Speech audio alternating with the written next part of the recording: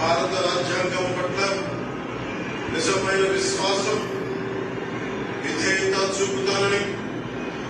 భారతదేశ సార్వభౌమాధికారాన్ని, సమగ్రతని కాపాడుతానని ఆంధ్రప్రదేశ్ రాష్ట్ర మంత్రిగా నా కర్తవ్యాలను శ్రద్ధతో, అంతఃకరణ శుద్ధితో నిర్వహిస్తానని, భయం గాని, పక్షపాతం గాని, రాగద్వేషాలు గాని లేకుండా రాజ్యాంగాన్ని, శాసనాలని అనుసరించి ప్రజలందరికీ న్యాయం చేకూరుస్తానని దైవ సాక్షిగా ప్రమాణం చేస్తున్నాను.